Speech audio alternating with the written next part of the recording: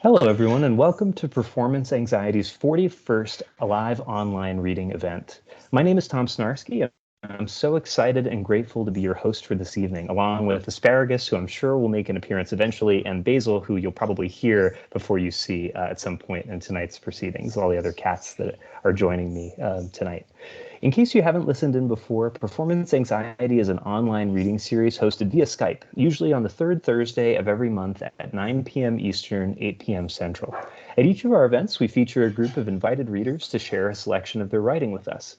Having slots every month means we're always looking for folks who'd be interested in reading. So if you are or know a poet or writer who'd be interested in sharing their work at a future event, please get in touch with us. We would love to hear from you, and we'd love to feature you on Performance Anxiety. You can get in touch with us via the Performance Anxiety Twitter account, which is at PerformanceANXT on Twitter, or you can just DM us directly, the co-organizers. I'm at Tom Snarski, TOMSNARSKY, on Twitter and Instagram, or you can just email me at tomsnarski, same spelling, at gmail.com. You can also get in touch with Kristin Garth, who is Performance Anxiety's other co-organizer and founder. And I'm also very excited to introduce Kristin as our first reader of the evening. So without any further ado, Kristin Garth is a Pushcart Riesling nominated sonneteer and a Best of the Net 2020 finalist.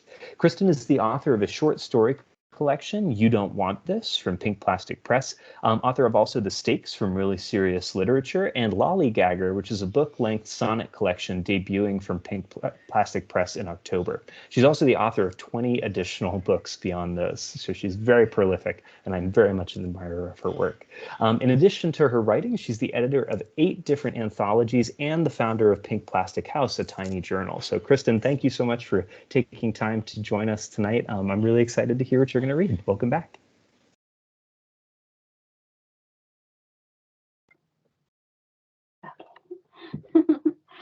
I'm going to read a few horror sonnets, I guess starting off Halloween early, that are from my book that's coming out, Lollygagger, and then I'm going to read one stripper sonnet too that's from that same book, because the book is really about kind of 2 sections. One is the Gagger section has a lot of like horror and dark writing, but the beginning section, Lolly, is like all about like kind of my life and I guess why I write dark things. You know what I'm saying? So it relates together, but it's also trying to like I think a lot of times in our culture, like everybody is all about the prodigy or the person, like overnight, we did this, whatever. And I didn't start publishing until I was over 40. And so I wanted to write something kind of celebrating the late in life people that finally find their way, and also just appreciating that. I mean, that is a valid way, you know what I mean? That like sometimes you have to absorb a lot of life before you have a lot to write about. And that, I wanted to make a connection of those 2 things. And so anyway, these are a few of the Gagger sonnets. And then I'll read one from Lolly at the end. But the first one is called Deep Trouble. Oh, and it's new shit too. They're all the 3 Lolly Gagger sonnets are all new shit. So Deep Trouble, and none of them, I mean, the Voltaic came out the other day, but the other 2 will come out soon, but they haven't been published yet. Anyway, Deep Trouble. Black silver clouds follow wherever you go. A flood of misfortune if you should chance repose. The unfortunate hollow you chose a year ago for one night of romance, everyone knows, became a lake replete with zombie mermaids. Its drowned population by devastation remade without their feet inessential, legs made transformations to tails, the decomposing flesh quilted in semblance of scales, devoured all of the tourists who chance a dip in a gilded swimming hole they are convinced used to be a town. Bed in a carriage is where you sleep. If you keep moving, trouble never gets deep. And that's coming out in Bourbon Witchcraft, I think, in a couple weeks. And then, yes, exactly. I'm in Halloween. Once it hits August, I'm in Halloween most of the time. But anyway, Voltaic came out the other day in Punk Noir. And cut out the diamond of charcoal 12. Sacrifice black ribbons from your own hair. Hand-stitched satin links of tail. The squall against sash windows announces it's prepared to share its primordial sparks. Heavens mutating black and blue, even rumble, while you dare pause before a mirror, question appearance one last time in lieu of being humble on nights electric and divine. The bolt will trickle down the silver twine you wound yesterday with care. If you deserve its jolts, they will find you everywhere. Crown of twinkling gigajewels, luminescent teeth, at last voltaic as what you survived beneath. And the last of the Gagger ones I'm going to read is called A Soon to Be Corpse, and it's coming out in Crown and Pen on their Halloween issue. All Hallowmas 6 centuries past, her wings were mistaken for leaves and fallow grass. Orange and amber appendages, dashed with blood, feral flesh gashed near the gallows where mortals made waste of many a maiden unconventional or unchaste. They tried the noose, but could not hold her in place, then resorted to blades as she gave chase. Cried at the amputation, escaped with her life. A bloodletting nymph disappeared into night, until the scabs fell and she buried her spite. Walked down an aisle, a meek waif in white. A wingless pixie weds each day of all souls, a soon-to-be corpse, though it never consoles. And the last one I'm going to read is from my lolly section, and it's just a poem I wrote about stripping, and that kind of a silly reason that I wanted to do it. That comes from my puritanical background and not being able to do much less provocative things like cheerleading. And so this poem is called Talk Dirty to Me Someday, and it's after Poison and Langston Hughes. High school freshman cheer tryouts are to that Poison song. Your fundamentalist mother prattles on while you attempt to chew asparagus, as if this is beneficence, intervention over sustenance. Know that this is it for you. No tiny skirts, gold flared blue. No daughter in a live porn show. You cannot even admit that it hurts. Sense of future waits. Perverse where you'll cheer 3 evenings a week.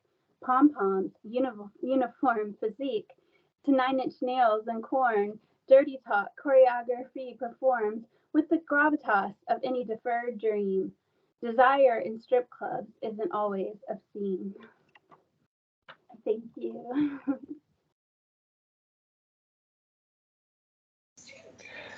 Thank you so much, Kristin, for leading us off tonight and for bringing the Halloween spirit, but also bringing what a beautiful mix of dedicatees in Poison and Langston Hughes. That is absolutely phenomenal. That was the illustrious Kristin Garth, co-organizer of Performance Anxiety, prolific poet, and so much else besides, who you can find on Twitter at Lola and Jolie, LOLAANDJOLIE. You can also find her on Instagram at Kristin Ingrid Garth, KristinIngridGarth. And you can keep up with all of Kristin's many projects at KristinGarth.com. So keep an eye out for the anthologies, for the books, all kinds of amazing stuff that Kristin is working on. So I'm very excited because Kristin wasn't able to join us last time that we were here live, and so it's just very great to have you back and doing the leadoff batter as hitting the leadoff slot out of the park as you do phenomenally well. And I'm really excited to get into our next reader of the evening because we have a cadre of returning performance anxiety readers, but our next reader is actually our first and only of the night first-time performance anxiety reader. So I'm very, very excited on that note to welcome Jarid McCarthy. Jarid McCarthy is a poet, playwright, and the operator of Empty Room, an audio theater podcast from the end of the world.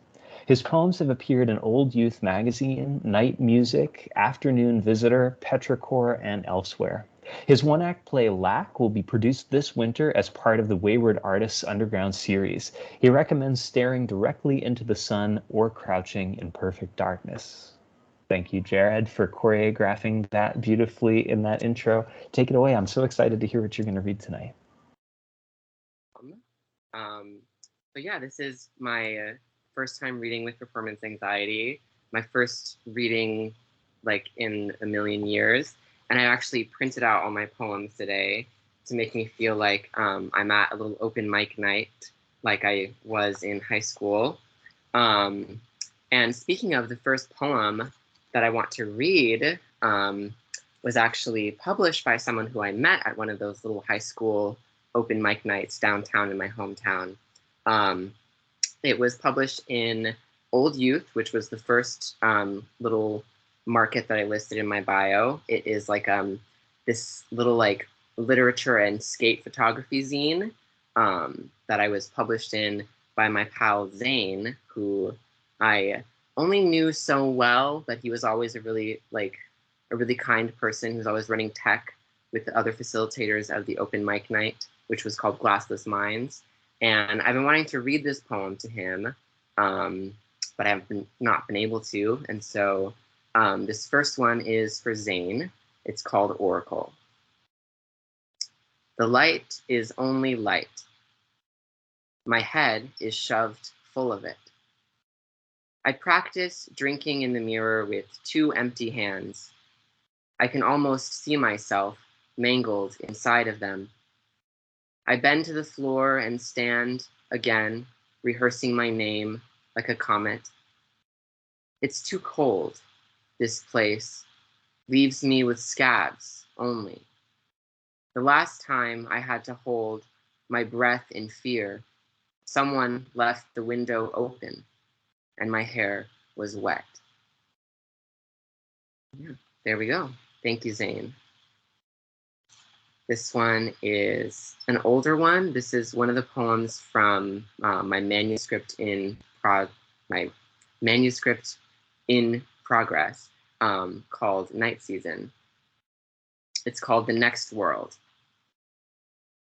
I watched you dancing in the street, and then my reflection in the window, undressing.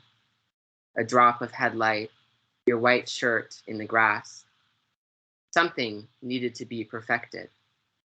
We shed our bodies as husks in the road. Our names change and abandon us as sudden fossils on the earth. When I was hungry, I turned to face the sun. I went on, making my trail of masks in the snow. I shivered, and you were there in my chest. The next world can't be any better than this one. Maybe there's just one less satellite, one new field of trees, a clean hallway, a room to be carried into. What will happen when we get there? We'd lose our voices, sit all day in the hush. Could I touch your eyelids without waking you? Could I stand on your shoes and sob? Thank you. Let's see, which one should I do? I want to do another one from the same manuscript, which isn't new, but it feels new because I recently discovered it and revised it, and I'm like, oh, interesting. It's one of those ones where like I had written like through like a voice message. I like just recorded and started speaking, and then I stumbled upon that recently, and I was like, wait, let me see how this goes. So this is called Reason. I've said this before and still can't find the rest. When I broke the pitcher, I thought the water was being divided. I didn't know what it meant, but I felt pain all over, and then everything was normal and gone. I've been filling my shoes with feathers for good luck lately. I press my ear against the walls and listen for my neighbors brushing their teeth. Last night, I painted a cross on my hand and called it sans titre. I'm afraid of outliving my intuition, so I rarely use it. The rain in the window and the space heater reflected in it. What an ambitious image. Maybe I've been too much for myself, the blue in my skin and under it. Here's a reason. Here it is as a white dog explaining nothing. I sit in my own thinking, sick with it. Somewhere the world is resurfacing too far away from me. The people just missing each other by inches.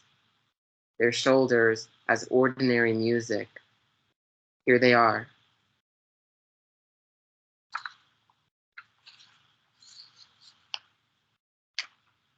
All right, and now this one is some new shit. So new shit, and it's called New Year. So isn't that fun? New shit, new year. New year, new me, new shit. There we go. So yeah, here we go. Was all this racket my own? The numb radio down the stairwell, a winter, broken porcelain. Was I to go onward alone, shirtless, into blurry day? Everything's good reason breaks, so I carry my stupid lists, my dumb tote through stations of panicking light. I practice, endpoint. I go hum my own cost. Cool. Okay, let's see. I have a few more. So I have two that I want to read that share a title because that's something I like to do. I just use the same title for a bunch of poems, and then at the end, when I have like 12 poems, I'm like, this is actually all one long poem. So yeah, but this is two poems, and they're both called Ritual Preparatory Materials. Not that old joke about a fear of falling being a fear of stopping.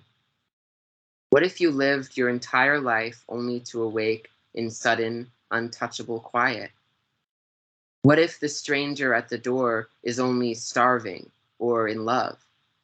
Not that I would have a thing to give like an answer. My hems come loose.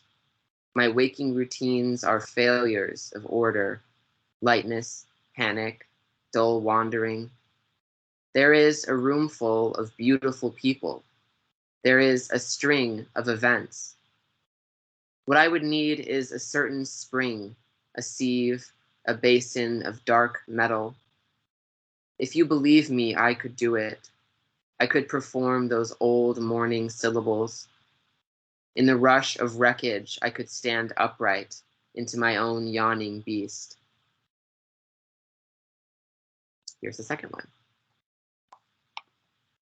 Because what if it's absolutely true that we are going somewhere? Or what if it's true that behind all of this is an unbearably beautiful mesh? I am bludgeoned by the light, which was mostly imaginary. I am drowned in the dream of incomplete baptism, in which I become convinced my blue eye is not my own, that I am being watched from far off by evil men. But what if there is no space between our lived experience and our reality? What if I just enthuse all of my panic into a separate, somehow luminous self? One that I slowly harden and sculpt inside of my larynx into a figure I borrow tracks of hunger from, a figure I'll someday excise in spirit surgery and dispatch in the ocean. I'll have to sterilize my tuning forks, my ruined palms. I'll have to figure out the fastest route from here to whatever will decimate me.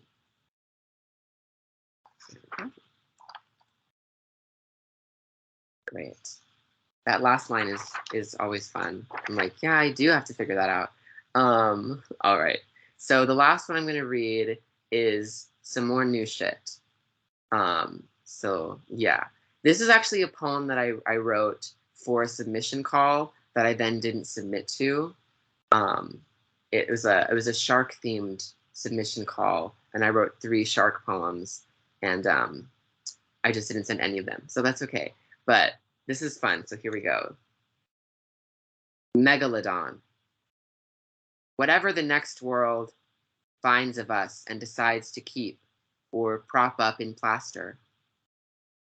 There may be a world of constant, perfect loops, futures and futures of museum aquariums, fossils bladed down into keychains buried at sea millions at a time to form an archipelago. There may be a world where somebody puts their hand up to a model of your hand's bones. There is a curtain at the end of the hallway, and through it lies the obscured colors of a gift shop. But between that point and this one, where your replica palm almost touches a living other across centuries of ice, a portal of teeth looms as an even harsher proof of what exactly we all were or are. There we go. Thank you, guys.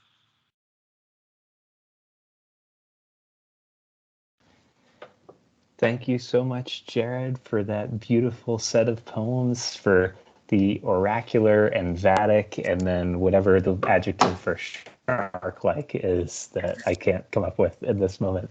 That, again, was Jarid McCarthy, who is a first-time performance anxiety reader, but also, I hope, not a last-time performance anxiety reader. You can find Jared on Twitter at Orchid Songs, ORCHIDSONGS,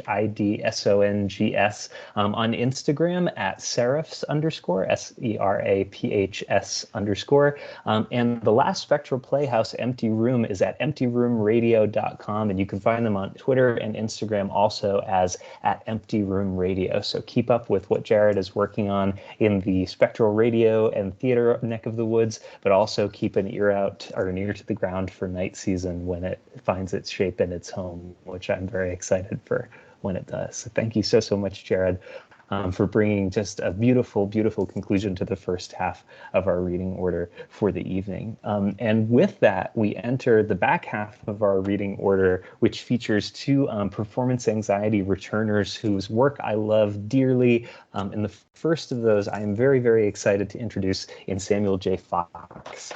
Samuel J. Fox writes poems and essays while working as a fragrance specialist in Winston-Salem, North Carolina. He's poetry editor at Bending Genres Journal and has been published in numerous online and print venues. When not working, he enjoys coffee, reading, or doing both while passing through a graveyard. I'm really sensing the proto-Halloween theme here. Sam, thank you so much for coming back and joining us. I'm so pumped to hear your work tonight. Take it away. Thanks, Tom, and thank you all for being here, and thank you for having me.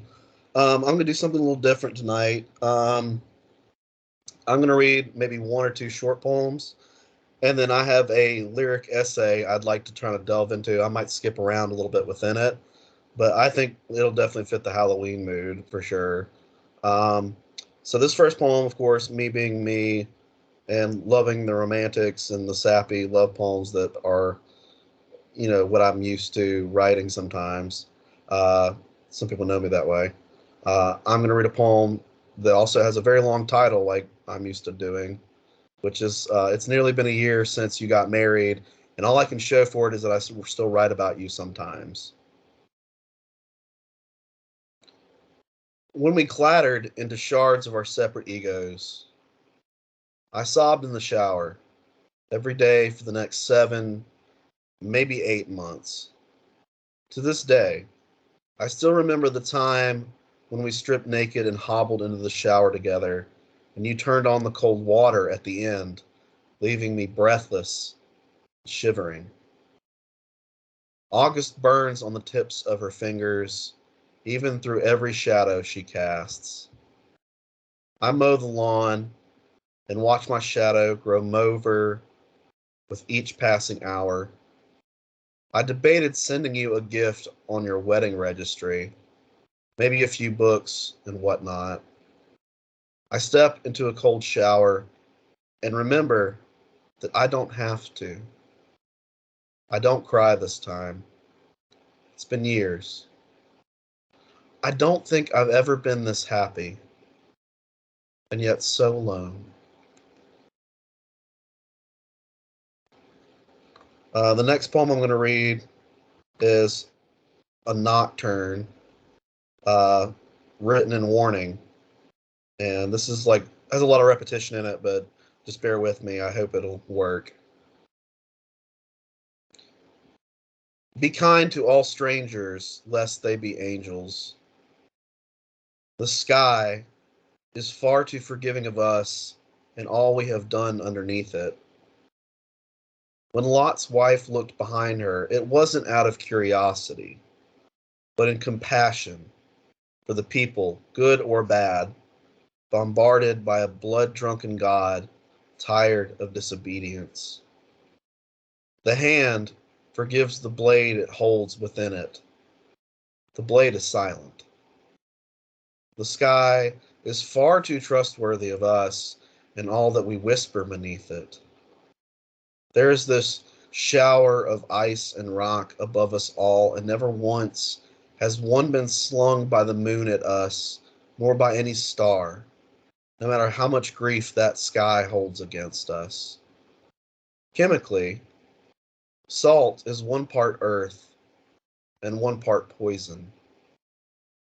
The sky is far too beautiful to observe how violently we mistreat ourselves. The moon brandishes itself tonight as a rusted sickle. May it harvest what it sowed behind every all-opened eye. May the sky reap upon us too what it is owed. Salt belongs to our bodies, having been loaned to us by the stars. Be kind to all angels, lest they become strangers.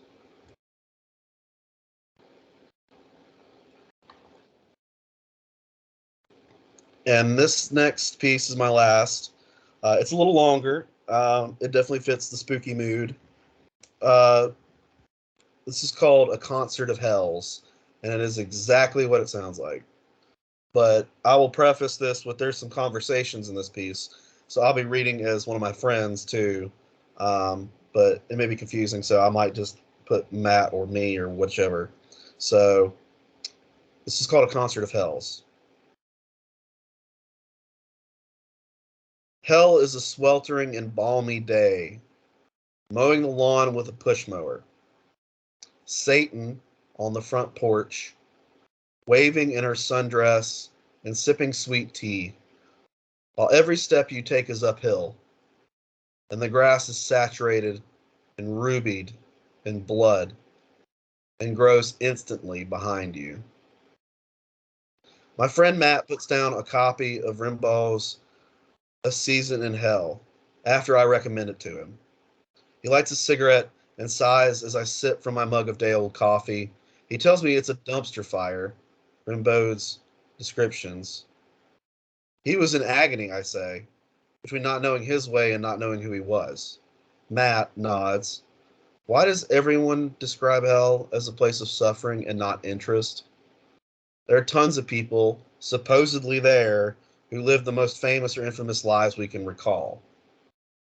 Matt and I, more often than not, get into philosophical discussions about 3 things: hardcore music, the vanity of religion, or the stupidity of our species.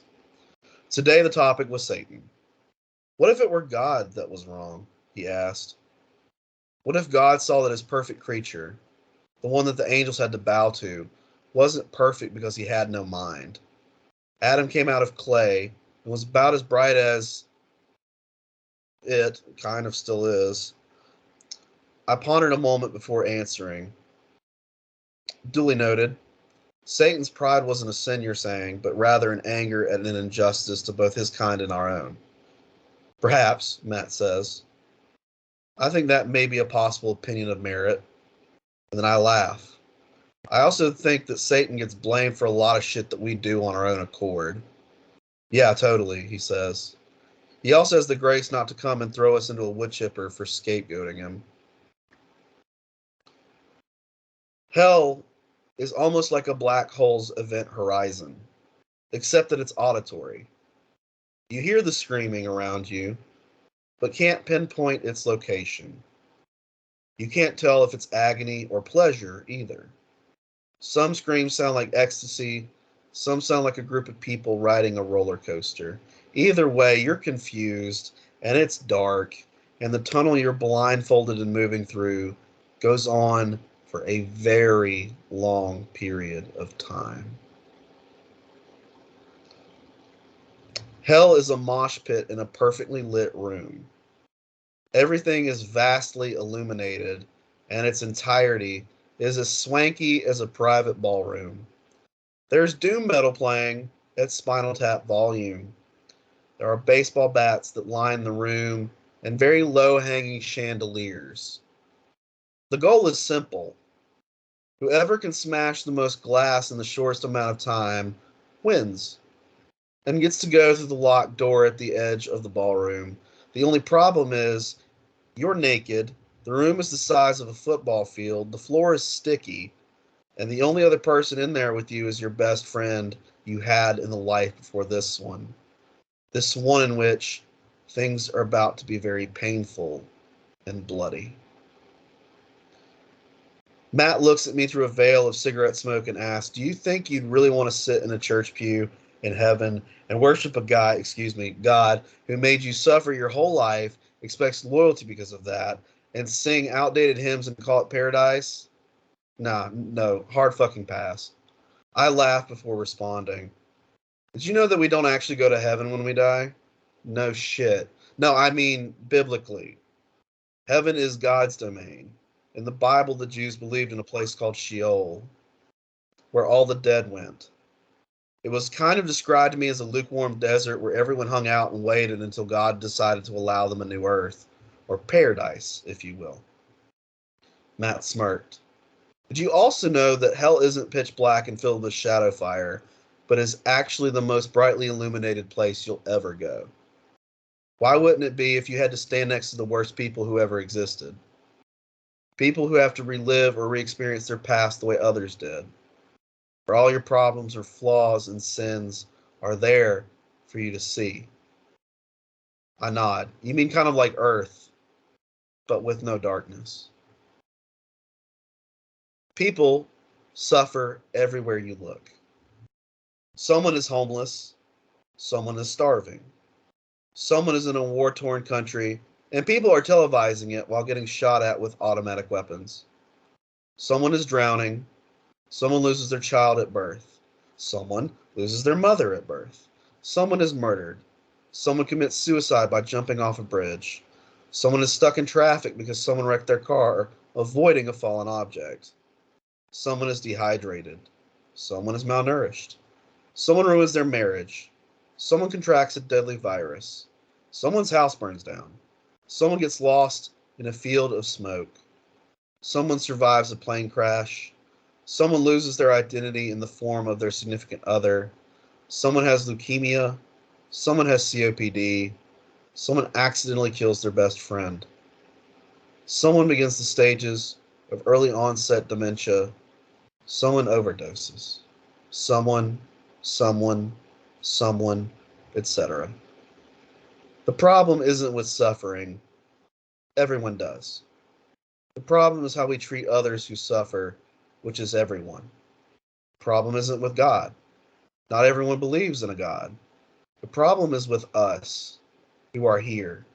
And if we actually gave a damn about people, instead of fearing actual damnation, we'd have already solved all of this by now.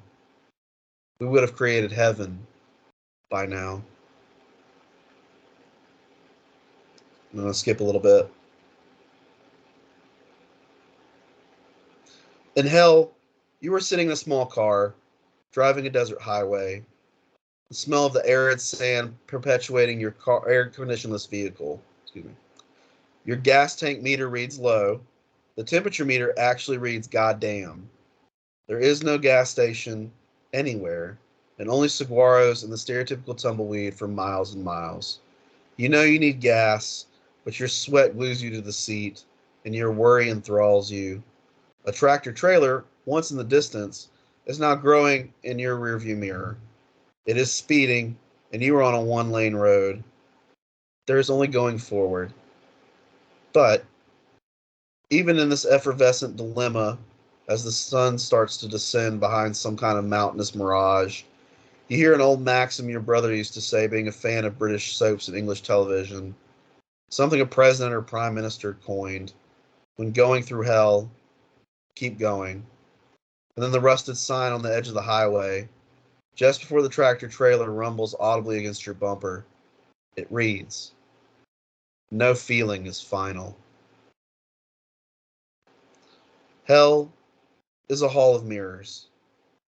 Instead of your reflection, as you step toward each mirror, you see someone in your life you have wronged. On the wall is a telephone. You pick it up. The mirror victim does the same. You talk to each person one at a time as you walk from each mirror that seems to extend forward forever. And the goal is to talk to each one, no matter how hard it is to apologize, and you must. They are never wrong, because you are the one who hurt them. And every time you apologize, the mirror breaks and showers you with glass. When you reach the last mirror, it has a doorknob. But in that mirror is your own reflection. You have to pick up one final phone. You talk to yourself, having hated you for so long. You struggle to apologize, and even when you try to say it, your throat freezes up through no power of your own. The doorknob you saw disappears, and in your reflection tells you to turn around. You are back to the beginning of a hall of mirrors, where in each mirror you see someone in your life you wronged. On the wall, there is a telephone. You pick it up. The thing I'd like to see most is Rimbaud's wound, the one in his hand, the one jealous love caused, if only because I'd want to hold his hand to tell him, yes, hell is real in this world, but it is still a world worth fighting like hell for. This is the last piece I'll read. There is music in hell, behind the crackle of flames. It sounds symphonic, and you realize the cavern is an auditorium. And you have this audacious urge to pick up the trumpet materializing next to you and blow until your lungs give out. And the louder you become, the more the light shines brighter around you. Thank you guys. That's my time. I appreciate you all.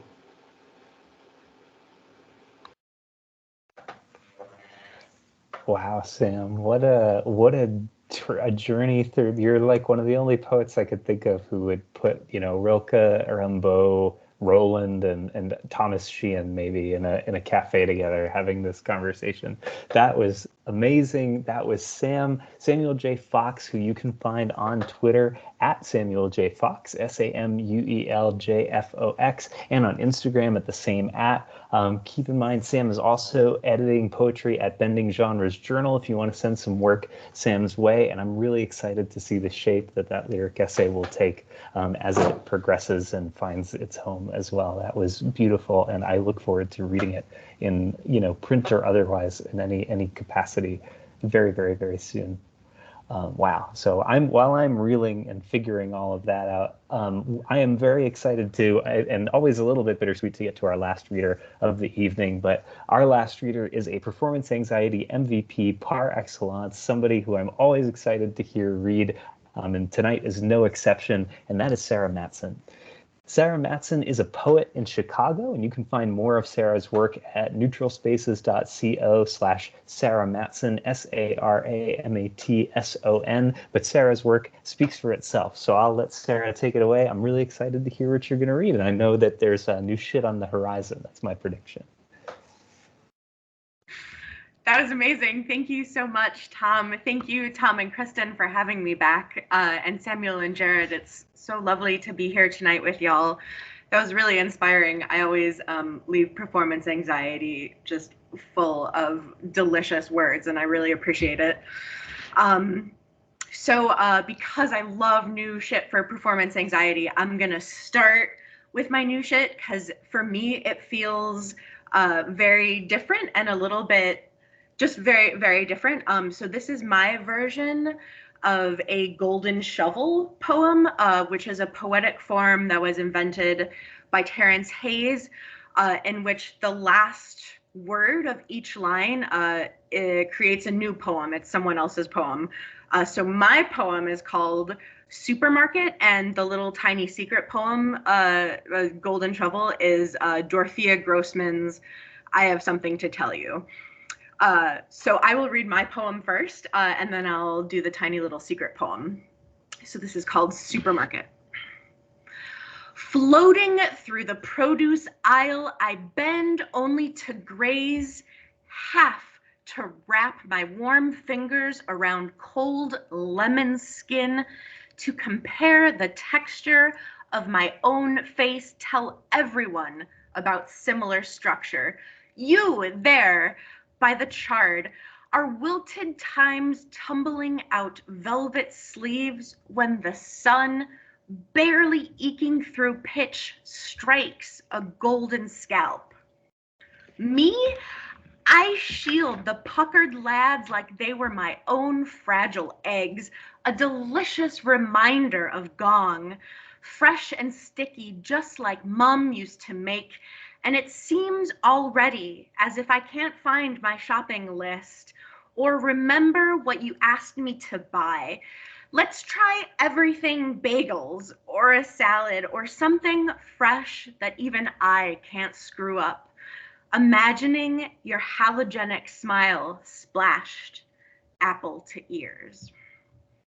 So if you read the last word in each line, it's Dorothea Grossman's poem, which is, I have to tell you, there are times when the sun strikes me like a gong and I remember everything, even your ears. So that's my new shit, super weird, trying to play around with some form. So tonight I'd like to read a new piece. Also, it's a triptych, and it's inspired by the 1995 movie Johnny Mnemonic, which if you enjoy retro futuristic 90s films with Keanu Reeves and Diana Meyer, and a whole bunch of really outdated technology terms, this is totally your jam too. It's on Netflix. I can't even tell you how weird the movie is. So this poem is called Hit Me. I twitch reminder, sage pillow hair always cut above the ear. Quiet whisper, accent upgrade. I can smell your shoulder skin, introspective and young. My job is to deed the fish, gild the lily, bow between gold-etched masterpiece, always a Smith. Motion-activated single question in a jointed trench coat. My cigarette carry case gleams in neon light. God damn, the future past looks cool. Electric garrote worn as thumbnail. No one looks as saturated as I feel. Good. Reflecting on the largesse of rapid animated sequences, it will always impress me. It's not murder if it's bought and paid for or dubbed. Rounded acrylic frames explain the internet to me again, but necky sinew extremities fight the whole way up. Down surfing the net and stored the data, phantoms spooked everyone everywhere except the CD in the microwave. Hit me. Late while remaining exactly on time, a goddamn wizard. I remember every time I admired you as violent father, carcinogenic teacher, bright brown eyes reflecting the ruby blood vapor of your laughter. An enchanted lisp braided your tongue on the cusp of a twirl.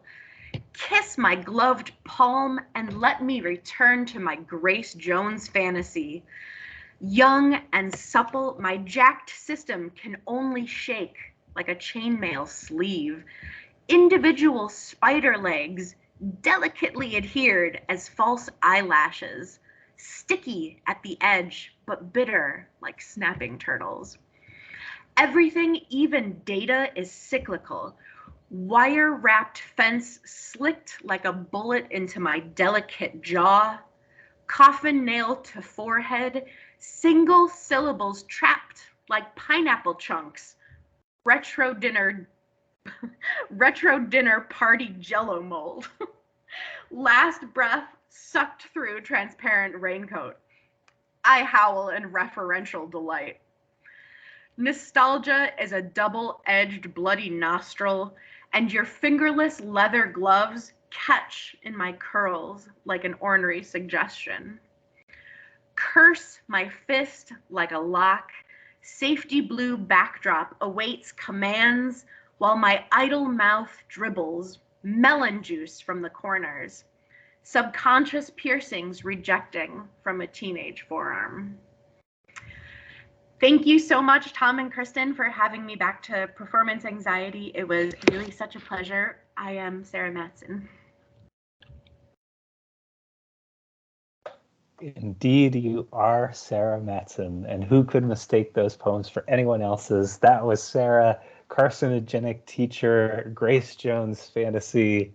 I'm just going to be sitting here. Like, I liked your delicious words comment, and those are adding to my queue of those. That again was Sara Matson, who you can find on Twitter at Skeletor Writes, SKELETORWRITES. And Sarah's new chapbook called Special Features DVD Poems is coming in October from Alien Buddha Press. So keep an eye out for that. I love Alien Buddha so much. They just, Stefan just published a book with them, and they're wonderful, and I'm so excited for that. That is so cool. So I am always at the end of our readings, like just sort of reeling and trying to, keep it all together, having experienced all these delicious words. Not doing the best job, I will happily admit right now, but it has been such a pleasure hearing everyone's work tonight. And so just to close, I want to say thank you so much to all of our readers for sharing their beautiful, beautiful work with us this evening. And thank you too to our listeners. We have some in the call with us live, but also if you're listening on YouTube or listening to the recording on your own time, thank you for giving this hour or so of your life over to poetry. It's a real privilege to be able to share the work of these readers with you and to be in the space where that happens. I hope that if you're listening with a chaplet of new poems close at hand, if I won't convince you to share them, I hope Asparagus maybe will. Please get in touch with us. Look at the eyes. He wants poetry. I'm sure he actually wants to be put down, but put on the ground. Okay, I'll let you get to that very important cat business while I tell everybody that they should send us DMs and emails and stuff. You can drop us a line at performanceanxt on Twitter or via email. You can email tomsnarski@gmail.com. Asparagus doesn't have an email address yet, but he would happily field them if he did. If you'd like to share your work at a future event, we have one coming up on September 15th. We would love to see you there. And as always, we always close Performance Anxiety with either a poem or a part of a poem. So Asparagus, will you get life supports for me, please? Thank you. He did put his paw on it, so that sort of counts. So I just want to close by reading yes, Sarah, I got the cat tail too. There we go. Perfect. I want to close by reading not actually a whole poem by a poet who's been on my mind a lot lately, but the closing section of a poem by, this is Life Supports, William Bronk's new and selected poems. I love William Bronk more than like maybe any other poet ever. And so this is the closing section from his book, Light and Dark, of a poem that is called Some Musicians Play Chamber Music for Us. So having just been played some beautiful chamber music in the forms of your poems, I wanted to close with this. This is part 3 of Some Musicians Play Chamber Music for Us. We commune with one another and the world.